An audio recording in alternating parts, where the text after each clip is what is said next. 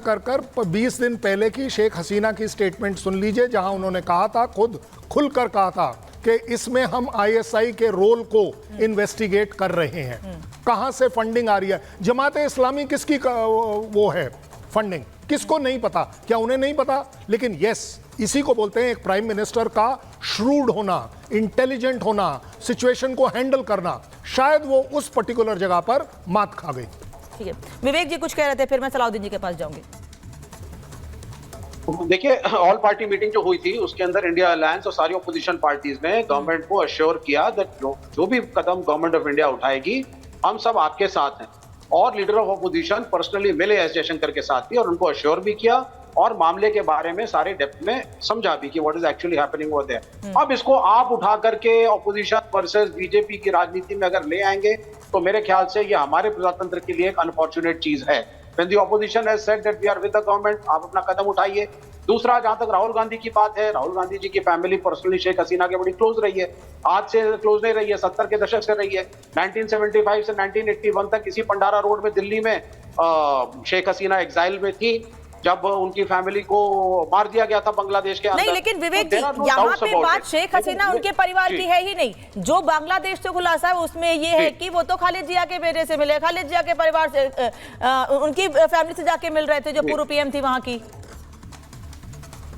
जी देखिए, मैं जब तक सलाउद्दीन जी हमें नहीं बताएंगे कि कहां से इनके सूत्र मत बताइए, कोई पत्रकार सूत्र नहीं बताता। कम से कम कोई सबूत अगर आप नहीं देंगे तो मैं तो इसको सिर्फ एक गिमिक मानूंगा। बड़ी क्लियर सी बात है। I mean with lot of respect, I am a left liberal Salauddin ji और मैं फ्रीडम ऑफ एक्सप्रेशन के लिए स्टैंड करता हूं। हम सब एंटी जिहादी हैं। आप खुल के जो आपका मन है आप बोलिए, क्योंकि आप एक पत्रकार हैं। लेकिन जब आप उस चीज को सिर्फ एक गिमिक के रूप में बोल रहे हैं, आप प्रूफ नहीं दे रहे, आप दिखा नहीं रहे, आप कुछ बता नहीं रहे हैं, तो इसके अंदर फिर हमारे मन में भी डाउट प्रस्तुत होता है that you are just doing it to become a news maker, just to try to gather attention.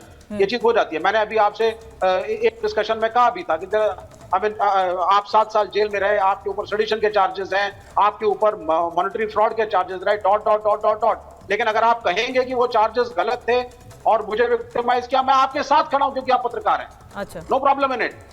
पत्रकारों का फ्रीडम हमें मतलब आप ये कह रहे हैं कि सलाउद्दीन चौधरी ने जो खुलासे किए बांग्लादेश को लेकर, सलाउद्दीन चौधरी जो बातें कह रहे हैं बांग्लादेश को लेकर या राहुल गांधी को लेकर, उनकी मुलाकातों को लेकर, आप उन पर भरोसा नहीं करते हैं? आप ये कहना चाह रहे हैं ना? नहीं, जब तक आप प्रूफ नहीं, हाँ आपको भी नहीं करना चाहिए। आप एक रिस्पॉन्सिबल चैनल हैं। लीडर ऑफ अपोजिशन को टारगेट करने से पहले आपके एडिटोरियल टीम को भी बैठ करके सबूतों को एनालाइज करना चाहिए। कोई भी आदमी आएगा कल मैं आकर के ऑनरेबल प्राइम मिनिस्टर के खिलाफ बोलने लगूं कि साहब मेरे पास फलाने चीज का है और वो मेरा ये दिस इज नॉट डन। ये एक बड़ी डेमोक्रेसी है। आप एक रिस्पॉन्सिबल चैनल है, आप इनसे सबूत मांगिए पहले, ये सबूत दे पहले, वो डिस्कशन उसके बाद आगे बढ़े इस इशू कि राहुल गांधी मिले थे या नहीं मिले थे, और अगर मिले थे तो किससे और क्यों। ठीक है, सलाउद्दीन चौधरी,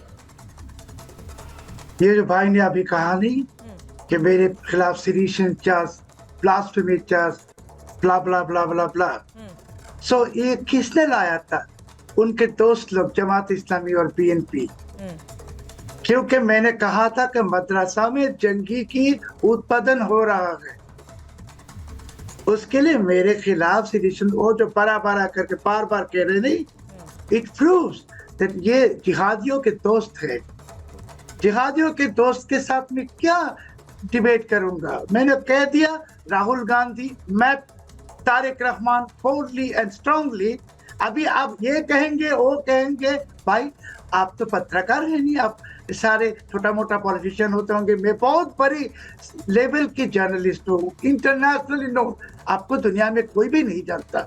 मेरे फेवर में यूएस कांग्रेस में रेजोल्यूशन आया, न्यूयॉर्क टाइम्स में मेरे फेवर में एडिटोरियल पब्लिश कर दी। आपको पहले जानना चाहिए कि हु इज मी। आप जैसे मेरे के साथ बात करें कि कोई शर्तों की 4-5 सेकंड की, सुनिए, मैंने बात नहीं की, आप जब बात किया, आप सुनिए मेरी बात। आपके पास में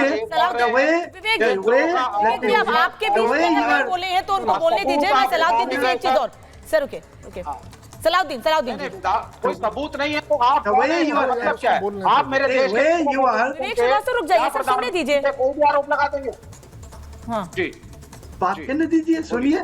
The way you are aggressively attacking me, it proves that what I said, you also know it is true, frankly speaking. The way you are aggressively attacking people.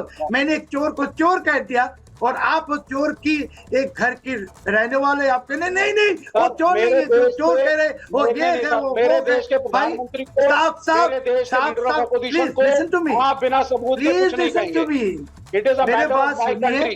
Congress party यही दिक्कत है, राहुल गांधी यही दिक्कत है। अगर उन्होंने राहुल गांधी का नाम लेके कोई चीज बोली है तब सवाल खड़े हो रहे हैं। अगर वो राहुल गांधी को लेकर कोई बात कह रहे हैं तो सवाल खड़े हो रहे हैं। तुहिन सिन्हा ये यही सवाल है कि जब सलाउद्दीन चौधरी बार बार ये बात कह रहे हैं और वो कह रहे हैं वो बड़े लेवल के, और हम भी जानते हैं वो बांग्लादेश में जाने माने बड़े लेवल के पत्रकार हैं, बिना किसी सबूत के बिना किसी बात की इतना बड़ा दावा नहीं करेंगे वो। दो ना फिर भैया क्या क्यों रखा है, फ्रिज में डाल रखा है कोल्ड। सर जब वो आपसे पूछोगे तब बोलिएगा ना, रुकिए दूसरे को बोलने दीजिए। सलाउद्दीन जी आ रही हूँ, सलाउद्दीन चौधरी आ रही हूँ मैं आपके पास। अनामिका जी रिपब्लिक खुद भी बड़े पैमाने पर इन्वेस्टिगेटिव जर्नलिज्म करता आया है और आपको भी पता है कि किसी भी कोई जर्नलिस्ट अपना सोर्स नहीं डिस्क्लोज करता है। जब वक्त आएगा वो अपना प्रमाण देंगे, लेकिन आज क्या ये दायित्व तो नहीं बनता है लीडर ऑफ ऑपोजिशन का कि वो भी अपना पक्ष रखे? हम तो उत्तर मांग रहे हैं, क्या लीडर ऑफ ऑपोजिशन से जवाब भी नहीं मांगा जाए अगर इतना गंभीर आरोप लगाया जा रहा है? और मैंने तो आपको दो तीन चीजों के साथ जोड़ा, उनके व्यवहार से, उनके व्यवहार पिछले 2 सालों में जो व्यवहार रहा है, जिस तरह की धमकियां वो देते रहे हैं, उससे मैंने जोड़ा है। देखिए दूसरी बड़ी बात अनामिका जी जो बताना बहुत जरूरी है, देखिए जहां तक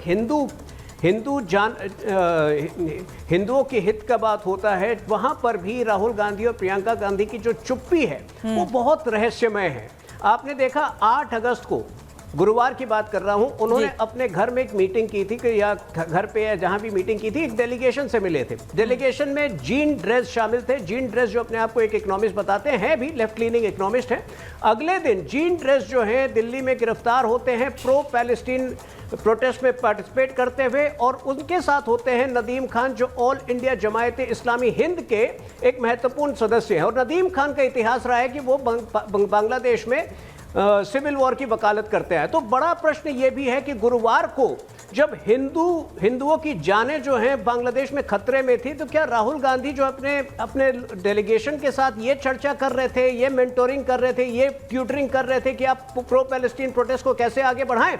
और यदि वो ऐसा कर रहे थे, अब जो आगे मैं दिखाने वाली हूँ, वापस लौट रही हूँ आप लोगों के पास, अब इसी पर आगे बात करने वाली हूँ, क्योंकि जो कुछ इस वक्त हो रहा है बांग्लादेश में, उससे एक बात तो साफ है कि बांग्लादेश का हिंदू जाग उठा है। लेकिन भारत में वो लोग जो गाजा पर बोलते हैं, लेकिन बांग्लादेश में हिंदुओं पर हो रहे अत्याचार पर एक शब्द नहीं निकल रहा है उनके मुंह से। हिंदुओं को लेकर सिंपैथी तो छोड़िए, वहां पर जो कुछ हो रहा है उन तस्वीरों को भी सोशल मीडिया पर डालकर अपनी ओर से ना कोई दुख व्यक्त किया जा रहा है और ना ही उस पर कोई बयान जारी किया जा रहा है। लेकिन हाँ, उत्तर प्रदेश के मुख्यमंत्री योगी आदित्यनाथ ने उत्तर प्रदेश से बांग्लादेश में हो रही हिंसा या बांग्लादेश का माहौल खराब करने वाले, बांग्लादेश में हिंदुओं पर हमला करने वाले लोगों को क्या संदेश दिया है, सुन लीजिएगा।